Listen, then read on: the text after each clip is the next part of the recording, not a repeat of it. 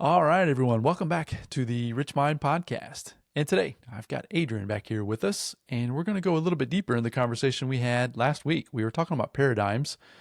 She came over yesterday to visit with me, and we were just there again going back and forth, trying to pull that apart even a little bit more.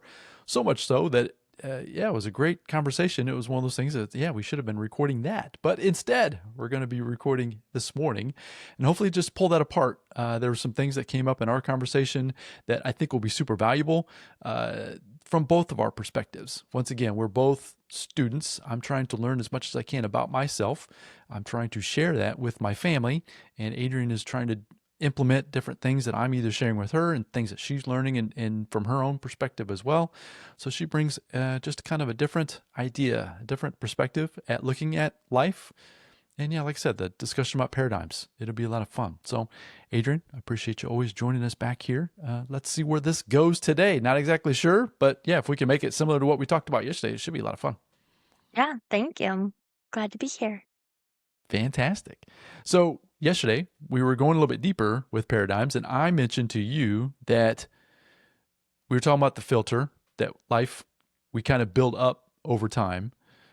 One thing I've discovered through my journey is that in our formative years, basically when we were born, all the way through till say 6, 7, 8 years of age, basically until we're able to start thinking for ourselves, uh, which is before that we're all just taking in information from our environment, right? From the people we're around, the environments that we're in.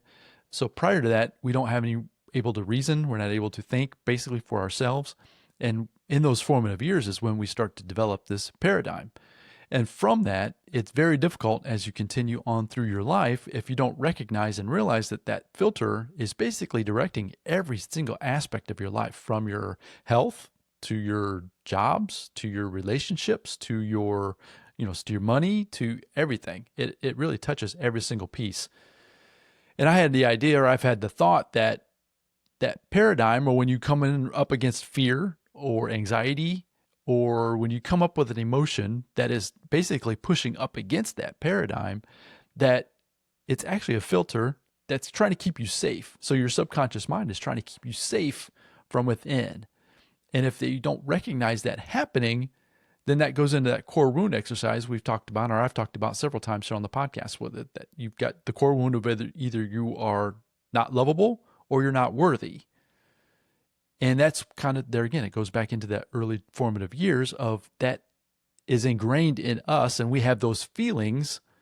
And if we don't learn that as we get older, then we just are directed and we're just pushed around in life, and we're not necessarily achieving the things that we're trying to do. So that's where I kind of want to take that conversation today. We mentioned, or you mentioned here before we hit record, that I'm obviously watching over my grandson and your nephew Rowan. He's about ready to turn 2, and how I am hyper aware. I'm not perfect at it. I mean, I can't proclaim to be perfect at trying to, obviously form and mold his paradigm that he's developing at this stage of his life. But I'm really hyper aware of the surroundings that he's in, the things that I'm saying around him, the things that he's observing, all of those things, because I know that he is absolutely forming his own paradigm literally as we speak. Anyways, yeah, any thoughts on that? That was kind of where I wanted to take the conversation so far, and that's what we were talking about yesterday for sure. Yeah, so one thought I have when it comes to all of those things is one thing that I'm sure most of our listeners, I know you and I have definitely heard before, is that saying where your personality, you are the sum of the 5 people you spend the most time with. And I think that even is exploded upon when you are that young, because you don't get to have a choice on who you spend time with. You don't get to have the choice of what you do. I mean, Rowan doesn't even have words to form his own opinions yet. I mean, you can, when you spend enough time with him, you learn to understand what he wants and what he needs, but he doesn't have the ability to express if he's uncomfortable, what he really desires. That's like a real life example was yesterday. He woke up from his nap and you could tell that he was confused about something or he was needing something, but he didn't have the words to tell us. So it almost seemed like he was just throwing a tantrum. but he wasn't. He just doesn't have the way to express himself. And sometimes even as adults, you feel that way too. Like you can be asked all the time. I mean, we ask each other all the time, "What can I do for you? What do you need Hmm. from me? How are you feeling?" And sometimes you just don't have the right words. Sometimes you just can't express it, and almost sometimes in that way, it almost gets frustrating being asked continuously, "What do you need? What do you want? What are you okay?" And sometimes it's like, I know that I'm not, but I can't tell you why. And I think that goes back into that paradigm as well. It's that defense mechanism, it's that safety net that you've drawn up for yourself that subconsciously you think you need, but within your conscious self, you don't understand why. And that almost makes it difficult to even explain to others because other people can see that anxiety, that fear, that all those negative feelings you have. People can see it and they want to help you. Nobody wants you to feel that way, but it's hard to put it into words when it's that subconscious taking over because you're not even consciously making the choice to put up that front. So when somebody is reflecting back to you, maybe when you are being pushed up against this paradigm, how can you think through kind of how that makes you feel? So yeah, I'm just curious what your thoughts are, and then obviously I'll throw some color on that as well. But when you're being reflected to, being someone like you said, someone's asking you how you feeling, you can tell something's not quite right with that individual at that moment. I was actually going through that a little bit last night, to be quite honest. Riley, or your brother, my son, came over, and I just wasn't quite feeling it. There was some things going on in my mind I was just pushing up against. Once again, I was a little frustrated with some certain situations that were going on throughout the day or even into the evening, and it was just making me distant. It was making me quiet. It was making me so once again, it was like that layer of that paradigm was trying to keep me safe from something. I'm not 100% sure what it was, but my reaction is typically to go silent. I just go get quiet. I just get distant. Yeah, just curious, what do you recognize that within yourself as far as what you do normally do when you get pushed up with these paradigms and things within you? Yeah, absolutely. I know myself, and you can vouch for me too. I've always been the sensitive, emotional type. Yeah. Yeah, to the point where, and not to make it a negative experience, but one time in high school, I remember I got called into like the teacher's office or something with a friend of mine just for a conversation. There was nothing going wrong, but your brain immediately flips that switch of like something's wrong. I did something bad. Oh my gosh, I'm in trouble. Like that paradigm starts kicking in and that defense mechanism starts kicking in. And I immediately started welling up with tears, not even just like crying, just tearing up and like tears were running down my face. And my teacher, I remember, was like, "Oh my gosh, are you okay?" And my friend sitting next to me was like, "Oh, she just does that. Just ignore her. That's normal. She just does that. She Yeah. just does that." Wow. Yeah. So I know that that's something that I run into. And another thing, I think I follow in your footsteps as well, where I do just kind of get quiet. I almost get a little bit spacey, where I do like mentally, I just kind of go somewhere else. We did that yesterday after our conversation, even. You were like, are you good? What are you Yeah, I could doing? tell you were deep in your head after we were talking. We talked for an hour or more. Yeah. Yeah, and I could tell you kind of, I don't want to say checked out, but you definitely went a different place, right? You were definitely within yourself thinking about things for Yes. sure. Yes. So it almost, when we do have our conversations, and I appreciate them so much, but almost afterwards, and sometimes it's when it's in person, and sometimes it takes me a little bit afterwards, but I kind of have to run what we've talked through back over to myself. It almost feels like my subconscious is running a marathon, trying to filter through almost what we said and how to understand it and where to file it away, what was kind of filler, what can I hold on to help other people, where to save it, that kind of stuff. And it sounds crazy, but I can mentally, like, I can feel it in my brain. And I think I said that yesterday. I was like, my brain's just tired. Yeah, you get tired. That's what you did say. Yeah, you said Yeah. my mind and my thinking. Yeah, just my brain is just tired. My brain is just tired because I can feel it. Every gear is turning when we're in the middle of a conversation. And that's why I love talking to you so much because you light me up, you challenge my thinking, you give me different ideas and different thoughts, which I hope translates well to the podcast. I hope that others can benefit from it as well. But when it's almost spur of the moment, which it feels like most of our conversations nowadays are, it's nap time when the baby is sleeping. We kind of Yeah. just sit down and get into it. Right. And if I personally don't have the proper like mindset going into it, sometimes it does take me a little bit longer to process and I do get more tired as the conversation starts to wrap up. So that's just me. I don't know if that kind of answered your question or if you have any color to add to that. No. So I don't think there's a right or a wrong. I don't think it was just how you felt in that moment. It's just, once again, in my opinion. So there again, this the study of myself, and then I'm obviously trying to observe other people as well. The point is that you just need to, once again, just using that same word, you just need to observe it. You need to see it. You need to recognize it. And once you recognize it, then you can try to understand it to the best of your ability and then question it. Is it real? Is it true? So one part of the conversation you and I were having yesterday, and I was trying to share some of the things with you. So one thing I'm working on myself personally, and this has probably been the last 2 or 3 weeks that I've really tried to sit down with my journal, just sit down with any quiet time. And then the discussion we had yesterday was that I'm really trying to focus, and this is going to might sound a little silly, but I'm gonna go ahead and say it anyways, folks, but I'm just trying to focus on little Randy as far as when I was little. So as far back as I can possibly remember, as I mentioned at the very first part of this conversation, I don't remember past a certain phase. So probably about kindergarten for me, time frame is about as far back as my memories can go. And so I'm trying to go back as far as I possibly can to think through of some challenging moments when I was a kid, as I was trying to develop some meaning.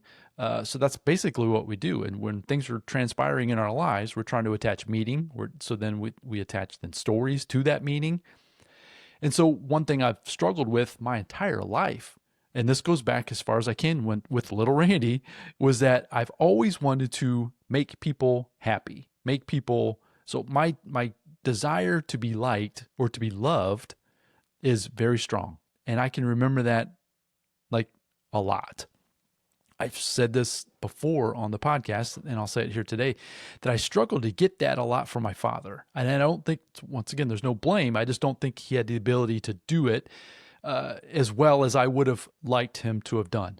My mom, I feel like, did a pretty good job, but I didn't quite get that love in my household as much as I wanted, which then reflected into when I went to school. So I can just vividly remember some different bullying situations when I was a kid, just kids being kids. It wasn't, once again, there's no blame. It was just kids being kids, not necessarily being nice to me. And for the longest time when I was a kid, and even as I've gotten older in my own life, I've never been able to figure out why they do that. It's like, so I would then point the finger back at me. It was like, it felt like it was my fault. Like I did it. Like they did that to me because of me, which then started to build that story in my mind that's why I play small. That's why I retract from situations. That's why. I mean, there's so many different things that just going back to that phase of my life as far back as I possibly could, I can vividly remember probably about a half dozen situations, different parts of my life. So I can go back to a incident on the playground in kindergarten. I can go back to an incident that happened probably in my early elementary years on a baseball field. I can go back to a situation in high school, sitting in the stands prior to a game, and the guys were just picking on me for no reason. I used to wear glasses, and I still wear glasses today, but I used to wear what were called rec specs, and they were goofy looking, and the guys used to make fun of me all the time, for no reason, just because, right? Just because. So it just always made me then retract and play small. It always kept me from striving to be the best version of myself in sports and life. So then it's carried over into my adult life as well. So even with work or with anything, with the podcast, with anything that's going on. So I've always struggled with that paradigm because of that, how that made me feel. I mean, even as I'm describing it here today, I can just feel that within me, that negative feeling of how those people made me feel. You and I were taking that discussion then and saying, well, do you even think that they even realized what they were even doing? And that's where if you catch that in real time and kind of pull that apart, it doesn't make the feeling better, but it almost from an intellectual standpoint helps you, or helps me, I should say, just understand it a little bit different. That no, they probably didn't. If I went back to those people today as adults and said, "Hey, do you remember that time when you were picking on me, calling me this and telling me that?" And they'd be like, "No." But I've held on to it for decades, my entire life. I'm 51 years old and I've held on to it my entire life, and I'm trying to break free from that. So that paradigm and that filter keeps me safe. Little Randy safe from that feeling of disappointment, from that feeling of not being loved, from that feeling of not being worthy to achieve, to be successful, and whatever that successful even means to me. It's not necessarily stuff. It's just feeling like I'm accomplishing things out there in life, which then brings me back then to Rowan. And I'm like super hyper conscious. I'm probably over conscious because I'm like trying to really focus and realize that I'm trying to protect him in every way. It's like when somebody says something or when somebody does something, I'm like, do you realize, you know what I mean? It's like in my mind, I'm like, okay, we need to like reframe that. We need to not say that. I mean, so yeah, that's part of the conversation. But I just wanted to put some context in as far as like, I'm trying to work through that little Randy phase in my mind, pull those stories out because I can vividly remember them, and then realize in like we were talking yesterday, which was very helpful, that those people probably didn't even realize what they were doing, don't even really care. You could care less, right? They're thinking about themselves. They're not thinking about me. Those things that they were saying weren't true. Now I might have looked goofy in my rec spec goggles, but at the same time, it doesn't matter. Anyways, any thoughts on that? You brought up a couple of different stories. I don't know if you're comfortable enough to share, but similar things as far as that have impacted you to the point where it's like you're running it through those same filters as you're becoming an adult for yourself too. Yeah, and even so, and this is one, and I'll share one that I didn't share yesterday, that sitting here listening to you, it made me think of it. So I'd love to hear your thoughts and opinions on this too. But it even almost your brain, your mind, if you're not in the right mindset to receive certain things, you can even take a positive and your mind can do crazy things with it and almost flip it into its own negative. One thing growing up, even as I got older, I realized that's what a big trigger for me was, but it happened a lot when I was younger. The first time I really recognized that this trigger for me, I was 21 when I recognized this trigger. And we were on a family trip. I always say it was like a business trip. It was an organized kind of conference. We went to beautiful Belize. It was awesome. And I remember in that time in my life, I was very private. I didn't really use social media a whole lot. I didn't want to, and it was a big part of this conference. I didn't realize that going to it, but there was a lot of networking, a lot of conversations happening. You had to introduce yourself 100 times, which is fine. I mean, that's what some people show up to these things to do. But where I was at, that made me very uncomfortable to do that. So in those times, I would stick to myself. I would spend a lot of my free time in my room trying to digest what we had talked about for the day. I didn't really get a whole lot bouncing ideas off of strangers. I didn't love that concept of it, so I didn't do a whole lot of it. However, my social butterfly siblings did. They did.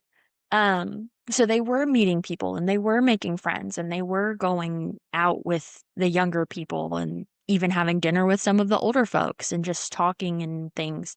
So when it would become my time to introduce myself to some of these people, immediately, as soon as I'd say my name, they're like, "Oh, you're one of those Wilson kids."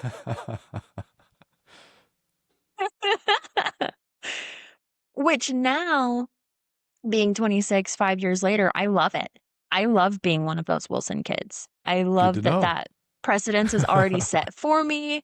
It's great, but I can remember being younger and even at that time and thinking, I'm like, that is a very high bar that we have set for ourselves.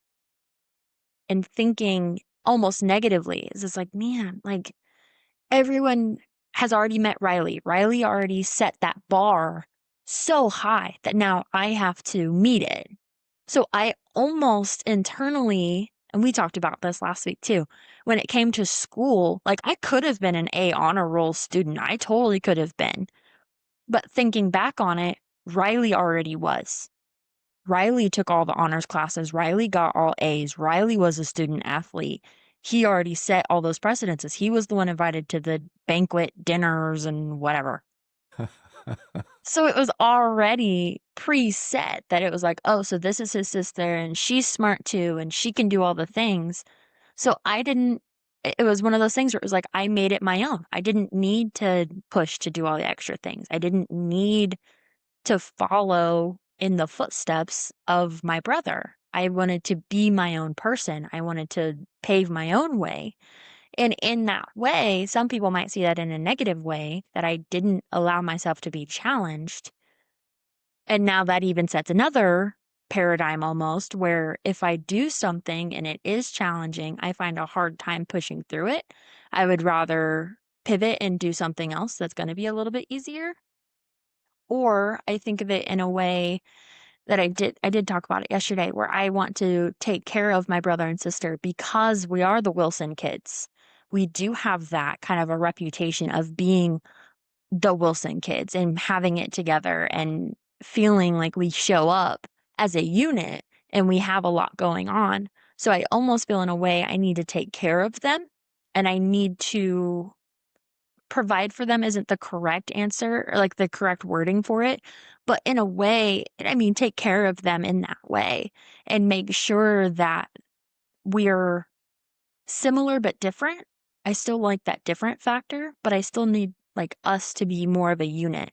And that's part of why I got both of them. I started that way. I've got both of them now into bartending and helping my mom and all of us working together all at the same time.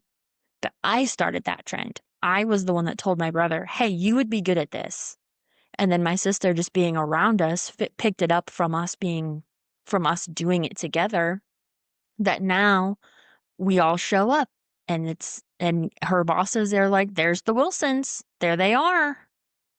So it's spun more as I've matured into a positive thing. But I do remember that giving me negative feelings when I was younger, of people already thinking they knew who I was before I even got to show them who I was because I was a Wilson kid. So it's interesting. And that had been preceded since I was so young. I didn't even realize that bothered me until it came to such light. And that in the was it last year? No, it was this year. It was this January. I went to another conference held by the same individuals, the same people, the same company, I guess. And I had attended by myself. I didn't take any of my family. It was just me.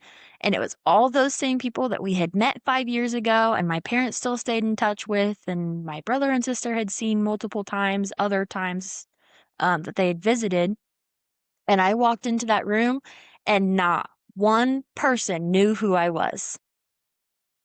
It was people that I had talked to and my parents considered themselves friends with, and I had sat right next to them and talked to them, and it was like they were talking to a brand new person. And that almost made me more comfortable in that moment, that I knew that they didn't remember me for who I was 5 years ago, because I am a different person from back then. But I also didn't already have that reputation of being, oh, that's a Wilson kid. And then as soon as I had reintroduced myself to some of the folks and they realized who I was, they were like, oh my gosh, I miss your mom, or oh my gosh, I miss your family, which was cool to know that they still have that positive connotation with our name is awesome. Like, I love that. But it was nice at the same time, yeah, to know that I'm showing up as me and I can present myself in any sort of way that I choose. Love it. Yeah, love it. So one thing that with the negative pieces and parts of my life is that unfortunately it's led me to be more pessimistic about just life in general, whether it's about different people, If I start to dive into a little bit more of a friendship with somebody, I usually look at it a little bit more pessimistically, which that's something, once again, I'm trying to work with little Randy, again, with my journaling process and even discussing it here today. That's going to help me realize that I need to not do that as much. I, we, there, so I'm just going to be transparent with even a transaction or something. It wasn't a transaction. It was something that transpired, even over the weekend. Your mom, and I'll just share this with you, Adrienne, in almost like we're having a little, one of our little conversations, but your mom left to go to the store and she went to go pick up some groceries, which, so that sounds like a very mundane, no big deal, ho hum kind of a situation. Well, she forgot her phone. She left her phone. And in my mind, I'm thinking that so what I do in my mind is I like forecast out how long it should take her to go and come back. Right. And it's not a control thing. That's something that I always do. I'm trying to like forecast how long I think she'll be gone. She ended up being gone like an hour. She was going to pick up one thing. She didn't have her phone. And so my mind, and so that's where this pessimistic thing, that's kind of that's where this whole part comes from. My pessimistic side kicked in thinking, oh my gosh, what happened? Something's happened to her. I mean, I'm going to need to jump in the car and go find her. That was my thought. That was going on in real time just a couple of days ago because of my paradigm of looking at things negatively too often. And so I'm trying to work on that and realize that situations like that aren't always going to be the negative. Now, could they be? Sure, but they could be the positive as well. And that's where I'm trying to work on that in real time and not be so pessimistic with life, pessimistic with friendships, pessimistic with anything, any opportunities, any of those things. I'm trying to work on that, but I'm realizing that it goes and stems back to when I was 4, 5, even younger, before I could even realize what was going on in my life.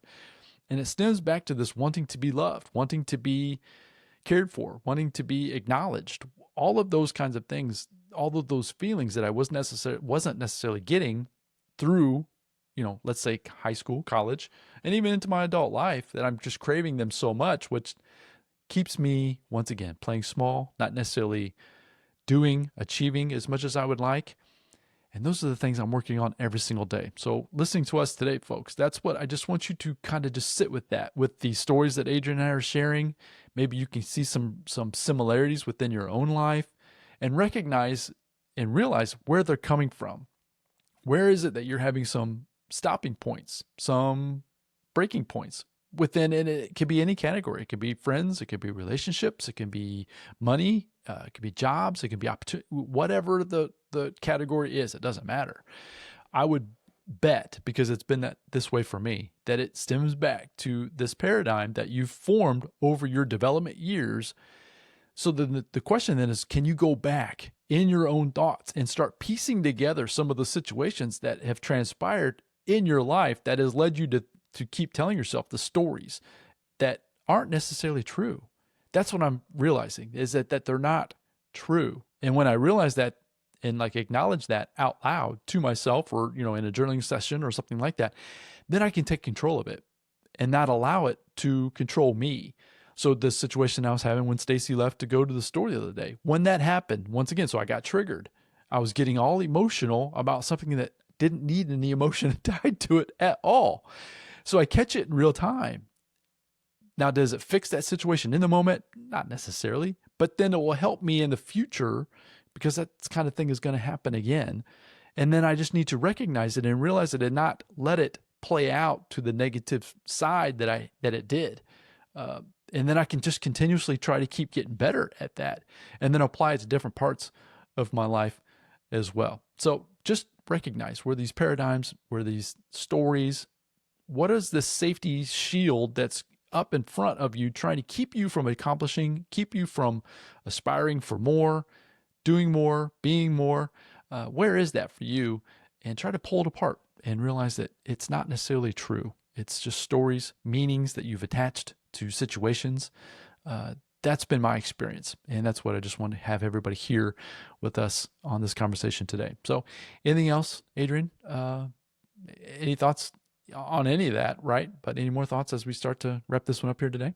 Yeah, one thing that I was talking about this kind of thing with a friend of mine the other day, And one thing that he had asked me was he was like, how do you understand all of this already? How do you know all of this? You're younger than I am." And the one thing I told him is I was like, "It's the same story as my dad. We didn't learn all of this overnight. We didn't just wake up one day and understand all of this. It takes a lot of work. It's a lot of effort, but you and I mean, I can speak for myself. I've been doing the work and trying to figure it out for the better part of 10 years now. I definitely can say, like, the latter part of high school was when I started realizing that this isn't me, this isn't how I want to be, and I did start coming to you more and trying to learn more about it and how to overcome it, and I think you even say your journey started 15 years ago, if Yeah, I s about 50. remember Yeah, that I'm right? 50 and it was probably my mid 30s when, yeah, when I recognized and started realizing going down this path for myself. Sure. Yeah, so I guess in what I'm trying to say is it's never too early and it's never too late to get started and to try to learn, but get started. Ask those questions, find those things, identify those triggers, and start trying to put in the work because the sooner you start, the sooner you'll see results and you'll start to feel better. And it feels really good when you can understand yourself and it almost gives you a better lens into the world around you. Yeah, that's been my experience. I love how you said that because it does. It allows you to see things. I've said this before. It's almost like an outer body experience. You can almost start recognizing and seeing things transpire. So once again, going back to that story with Stacy, like in the moment, it's like I was struggling to get out of that negativity, but after the fact, it's like I stepped away and it's like, wow, why did that happen? Where did that come from? Well, you see what I'm saying? And allowed me to Mm, question it. And when I questioned it, it allowed me to feel like I was more in control in that moment and bring it back to center, bring myself back to being calm. So yeah, that's where these conversations that, and I love you coming on and help me kind of articulate these types of things. I believe that we individually, if we focus on these types of things individually within ourselves, we can then start to impact that ripple effect of the environment that we're in, the family that we're with, the associations. It doesn't matter if it's work, it doesn't matter if it's your neighbors, it doesn't matter whatever it is. If you're working on the things that we're talking about with these conversations, recognize them in real time as best as you possibly can, and then do the work because it is work. I've said this before. It's the hardest work I've ever had to do. It's mentally draining, like you said. It will wear you out if you're trying to actively participate in your thoughts, which then you'll actively participate in your feelings and then your emotions, and then it's going to be challenging. It's going to be tiring, but I will promise you, like you said, you're going to start seeing some results and relatively quickly. And when you see those things happen in real time, positive things, it's like it makes you want to do it more. It makes you realize that, yeah, wow, I'm actually in control of this more so than you really believe. That might be a story that you've got going on right now that you don't feel like you're in control, when in reality, you really are if you do the work. And that's what we were trying to encourage you with this episode and then in many episodes going forward. That'll be so much fun. So, Adrienne, I appreciate it as always. You coming on and sharing your wisdom. Yeah, it's always so much fun to have our conversations, but then try to bring them on and go live with the lights and the camera and see if we can't, replicate those things. And yeah, I think we've done pretty well. So appreciate you coming yeah, on as always. absolutely. Thank you for having me as always. I think we'll do it again. You're up for that? Absolutely, I am. Okay. Just let me know when. Hey, so folks, if you're enjoying these conversations with Adrienne and then obviously with Greg as well, let us know. Reach out to us, info@richmind.co. Leave us a message. You can always go to the podcast platform of your choice and leave us a review. Just let us know what your thoughts are. Trying to take the podcast to just a little bit more deeper, right? Just conversations, just real time stories, real time interactions, trying to be as transparent as I possibly can. Just try in the hopes that if that some of it will resonate with you, and that if it does, you can take these things, act upon them, and start seeing some immediate results. And that's what my hope is that from these conversations you'll be able to do that a lot easier moving forward. So we appreciate your time and attention, and we look forward to coming back with the next episode again very soon. Until then, folks, bye now.